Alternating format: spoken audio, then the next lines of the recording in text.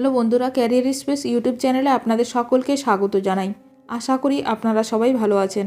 আজকে এই মুহূর্তে শিক্ষক নিয়োগ সংক্রান্ত যে সবচেয়ে গুরুত্বপূর্ণ আপডেট উঠে এসেছে, বিস্তারিত সেই সম্পর্কে আলোচনা করব। তাই ভিডিওটি অবশ্যই শেষ পর্যন্ত দেখবেন নিয়োগ সংক্রান্ত অনেক নতুন নতুন আপডেট পাওয়ার জন্য।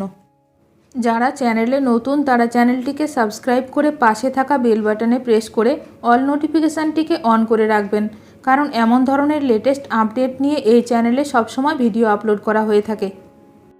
কেন নতুন বিধি এনে জটিলতা? এবার হাইকোর্টের প্রশ্নের মুখে এসএসসি। নতুন পরীক্ষা বিধি নিয়ে হাইকোর্টের কি প্রশ্নের মুখে এসএসসি? রাজ্য এসএসসিকে কি নির্দেশ দিল আদালত? নতুন পরীক্ষা বিধি নিয়ে এবার হাইকোর্টের প্রশ্নের মুখে এসএসসি। পুরনো বিধি অনুযায়ী নিয়োগের নির্দেশের পরে কেন নতুন বিধি এনে জটিলতা? কমিশনকে প্রশ্ন বিচারপতির। চিহ্নিত অযোগ্যদের কেন নতুন নিয়োগে অংশ নিতে বারণ করা হলো না? কেন স্পষ্ট করে দেওয়া হলো না 30 মের নিয়োগ বিজ্ঞপ্তিতে? সোমবারের মধ্যে জানাতে হবে রাজ্য এসএসসিকে, নির্দেশ হাইকোর্টের। চিহ্নিত অযোগ্যদের কেন নতুন নিয়োগে অংশ নিতে বারণ করা হলো না? কেন স্পষ্ট করে দেওয়া হলো না 30 মের নিয়োগ বিজ্ঞপ্তিতে?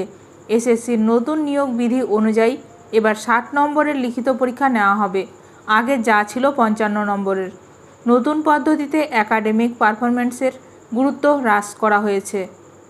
শিক্ষাগত যোগ্যতার জন্য আগে আবেদনকারীরা পেতেন 35 নম্বর, এখন পাবেন 10 নম্বর।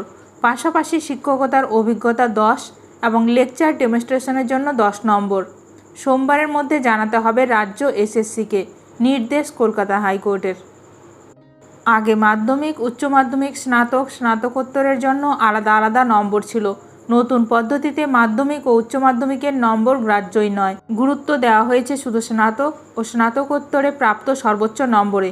অর্থাৎ যে বিষয়ের জন্য প্রার্থী আবেদন করছেন সেই বিষয়ে স্নাতক বা স্নাতকোত্তর স্তরে যেটিতে বেশি নম্বর রয়েছে তার ভিত্তিতেই স্কোর যোগ হবে।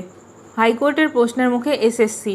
এখানেই প্রশ্ন উঠেছে যে বারবার তারা বলছে এই যে নতুন নিয়োগের বিজ্ঞপ্তি দেওয়া হয়েছে, বিজ্ঞপ্তিতে কোথাও কিন্তু স্পষ্ট করে বলা হয়নি যে অযোগ্যরা, অর্থাৎ সুপ্রিম কোর্ট যাদেরকে অযোগ্য বলে চিহ্নিত করেছে সেই ব্যক্তিরা এই নিয়োগ প্রক্রিয়ায় অংশগ্রহণ করতে পারবেন না।